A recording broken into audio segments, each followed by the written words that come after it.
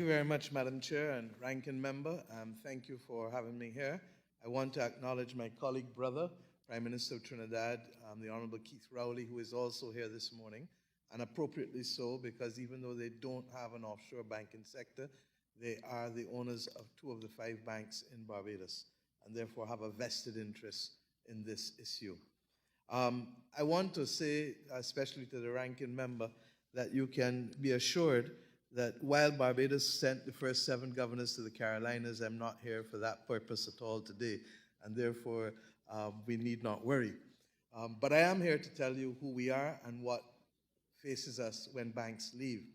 Our reality is that we in the Caribbean community are a community of sovereign nations of 15 countries, and we have a collective GDP of 82 billion US dollars. There are 41 states in the United States of America that have a larger GDP than all 15 member states of CARICOM. It is important that we appreciate that context first.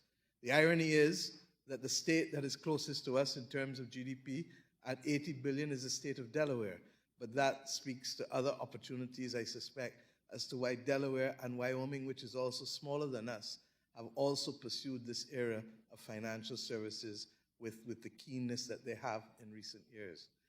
We are here because we're fighting for a global public good, and we're fighting for the human rights of our citizens.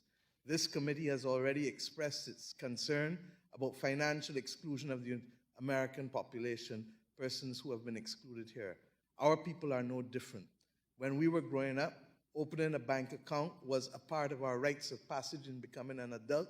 Today, it is now a gargantuan obstacle for us to have our people do so, given that we spend weeks and businesses come into our region, sometimes weeks and months, just to open a bank account as individuals to live and as companies to trade and do business.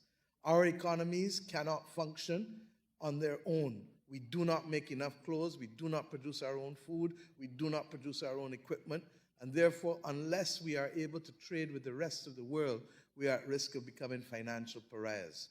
We are here because the listing process that has taken place, whether through the Financial Action Task Force or the OECD, or further, as a result of actions taken for enhanced due diligence by those who take the listings from the FATF and the OECD, it means that those correspondent banks, over the course of the last 10 to 12 years, have made a judgment that we are simply too small, as I've just told you, in order to get involved, because the enhanced due diligence means increased costs of regulation, increased cost of compliance. And rather than do business with us, they say, thank you, but no thank you.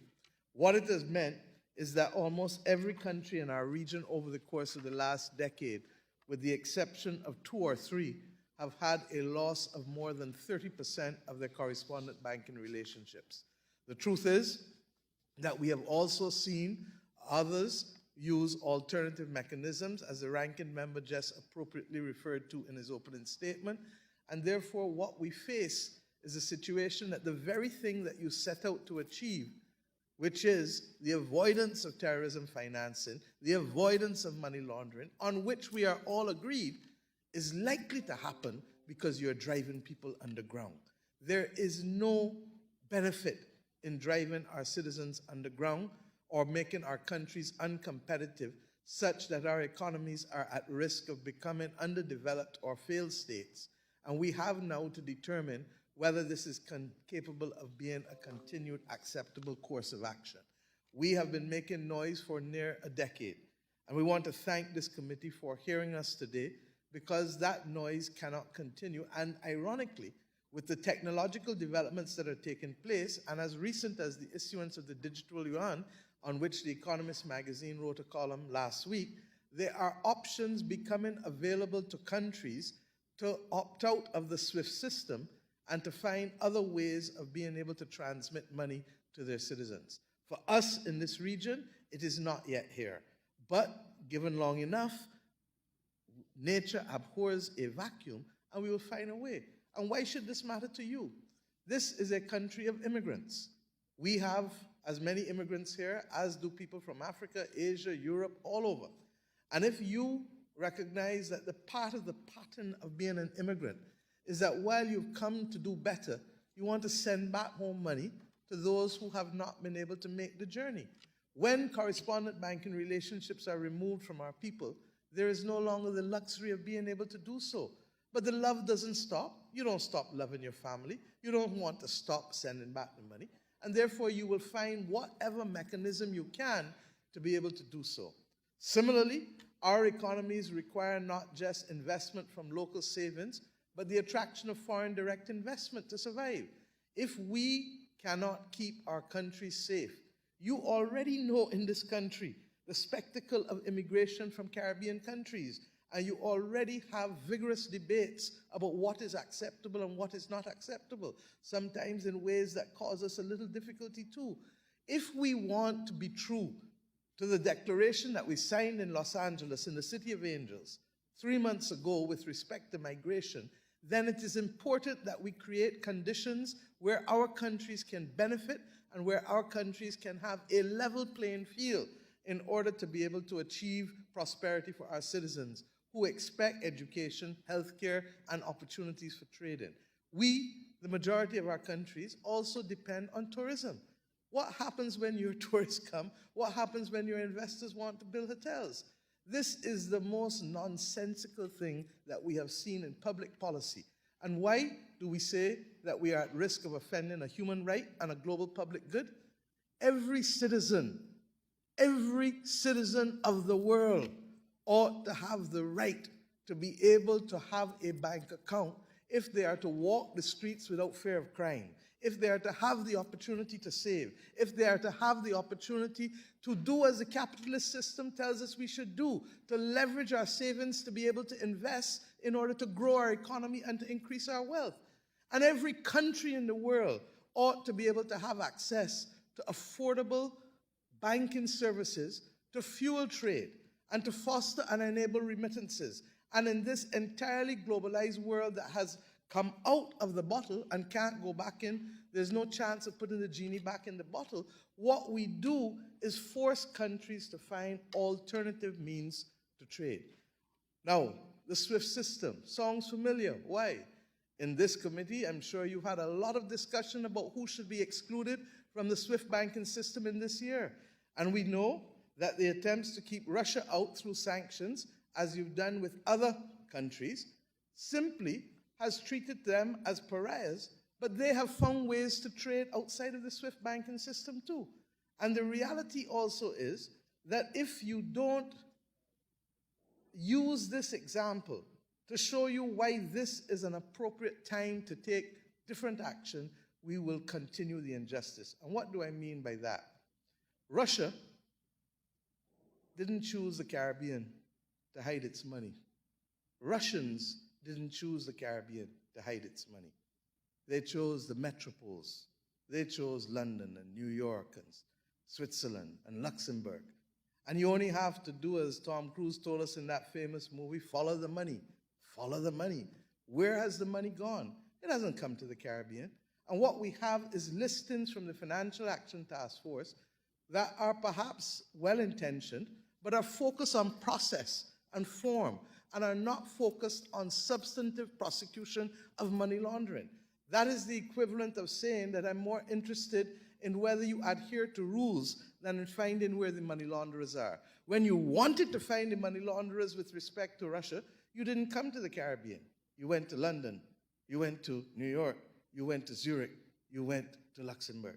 And I say this because there has to be a fundamental injustice in a system that puts on a list, not Luxembourg, not the United States of America, not the United Kingdom, but puts Jamaica, Trinidad, Ghana, Barbados, all of which were put on a list, not even because we were having substantive money laundering there, but because in 2020, there was a determination to change the criteria by which we assess countries, looking at the definition of money supply from M2 to M3. Now, for most of my constituents, that sounds as though we're playing a game. But that reality of changing the definition of money supply led to the listing of our countries. And what did it mean? An investor wanting to come to Barbados from Europe, goes into a bank and says, I want to transfer X million dollars for an investment. The bank says, oh, Barbados, no, we have to do enhanced due diligence because they're on a list. Or Belize, we have to do enhanced due diligence. When that happens, they say, but guess what? The enhanced due diligence is too costly for us. You need to go and find another bank. It doesn't only happen with de-risking of institutions. It also happens with categories of business. So you have bankers saying to people who trade gold, oh, you can't bank with us anymore. Come for your millions of dollars. Where are they going to carry it? How does that enhance the opportunities for crime? How does that enhance human insecurity? People who trade in casinos. Do you believe that the owners of casinos in Las Vegas keep their money in a safe, or do they keep it in a bank? Well, in the Caribbean and Trinidad, where the casinos, and in the rest of us, they tell the people who have casinos and slot machines, you can't bank in a bank anymore, in spite of the fact that we still have correspondent banking relationships. Why? Because to keep the remaining relationships that we have, they go overboard with the level of compliance and regulatory compliance that make us now as countries uncompetitive and make the conduct of certain businesses prohibitive. This can't be fair. And if it is not fair for your people to be excluded financially, then we say equally it is not fair for their family in the islands and in the other countries from which they come to be excluded financially. This is a global public good that we must protect, and this is a human right that we must protect. And I want to thank this committee for seeing us today, for hearing us, and for feeling us, because for too often we have not done so. The last point I'll make is this. Do not let this be recorded as an act of unconscious bias. And why do I say so? Look at the list of countries who are listed, and you see that they're almost all former colonies and people of color.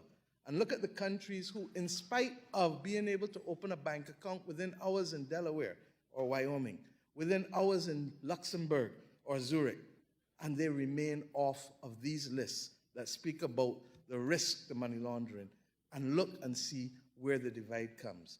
I believe that this committee has a keen eye for fairness and equity. And all we ask today is for a level playing field. The final solution, we believe, one of the solutions we leave you with, is that the Treasury ought to be truthful to its mandate. It says that it wants to be risk sensitive. Well, if it wants to be risk sensitive, then it needs to focus on where the money is, rather than creating rules that act as a proxy to money laundering or terrorism financing. And it has found the answer, even if fortuitously or serendipitously this year, by following the money with the Russian sanctions. I thank you and pray that we can use both technology, communication, sharing of information, but above all else, fairness and transparency to ensure that our people are not further punished from being able to participate in their lives through their economies, through their savings, and with their families across borders and business. Thank you very much.